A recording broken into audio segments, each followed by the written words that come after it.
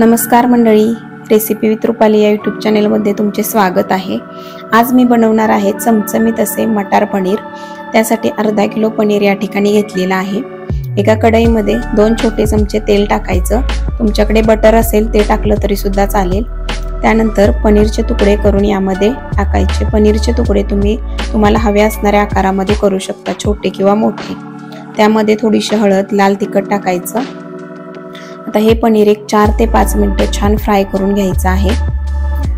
हळद आणि लाल तिखट व्यवस्थित सर्व तुकड्यांना लागलं पाहिजे। 4 ते 5 मिनिट हे पनीर व्यवस्थित फ्राय करून झालेलं आहे। त्यानंतर मसाला तयार करण्यासाठी एका पॅन मध्ये 3 मोठे कांदे उभे चिरून घेतलेले आहेत।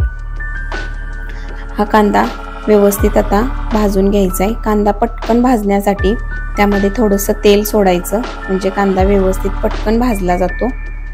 कांदा छान सोनेरी रंग येईपर्यंत परतून घ्यायचा।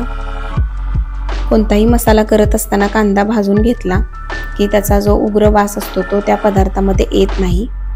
त्यानंतर त्याच पॅन मध्ये 2 मोठे टोमॅटो घेतलेले आहेत उभे चिरून। यामध्येच मी लसूण सुद्धा टाकते। टोमॅटो आणि लसूण छान डाग पडेपर्यंत भाजून घ्यायचे। मसाले असे करत असताना जर कांदा, टोमॅटो, लसूण जर भाजून घेतला तर त्या पदार्थाची चव अजून वाढते।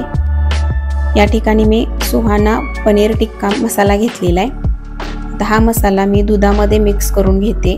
जर तुमच्याकडे दूध नसेल तर तुम्ही पाण्यामध्ये मिक्स करून घेतला तरी सुद्धा चालेल। एकसारखं व्यवस्थित याचं मिश्रण तयार करून घ्यायचं आहे। दुधामध्ये मिक्स केल्यामुळे काय होतं तर पदार्थाची चव अजून छान लागते।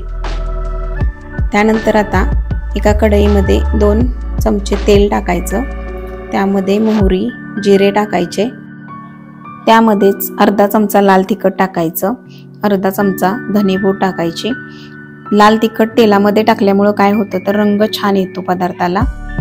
त्यानंतर त्यामध्ये कांदा आणि टोमॅटोचं जे वाटण केलेलं होतं ते यामध्ये टाकायचं, व्यवस्थित मिक्स करून घ्यायचं।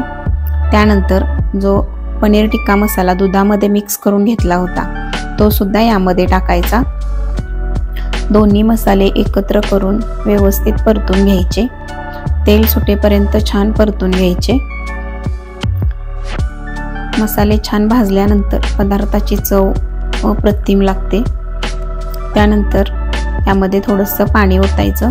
मला जसं दाटसर हवं असेल किंवा थोडंसं पातळ हवं असेल त्या प्रमाणात पाणी ओतायचं। चवीनुसार मीठ टाकायचं। आता याला छान उकळी येऊ द्यायची। उकळी आल्यानंतर त्यामध्ये साधारण या ठिकाणी मी 1 वाटी मटार घेतलेले आहेत। 1 वाटी मटार यामध्ये टाकले। त्यानंतर पनीर जे फ्राय करून घेतलेलं होतं ते सुद्धा यामध्ये टाकायचं। पनीर, मटार आणि हे सर्व मसाले व्यवस्थित मिक्स करून घ्यायचे। साधारण 7 ते 8 मिनिटं हे छान मध्यम आचेवरती शिजू द्यायचं। त्यानंतर थोडासा गरम मसाला टाकायचा, कसुरी मेथी टाकायची। हे व्यवस्थित मिक्स करून घ्यायचं। या पद्धतीने तुम्ही नक्की एकदा मटार पनीर बनवून पहा। खूप मस्त, खूप टेस्टी लागते ही रेसिपी। वरून बारीक चिरलेली कोथिंबीर टाकायची। या पद्धतीने केलेलं हे मटार पनीर खाल्ल्यानंतर तुम्ही हॉटेलला जाऊन खाणं विसराल, एवढी छान ही रेसिपी होते।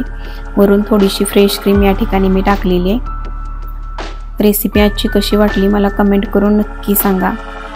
चॅनेलवरती तुम्ही नवीन असाल, व्हिडिओ पहिल्यांदाच पाहत असाल तर अशाच नवनवीन चमचमीत रेसिपींसाठी चॅनेलला जर सबस्क्राईब केलं नसेल तर पटकन चॅनेलला सबस्क्राईब करा। थँक्यू।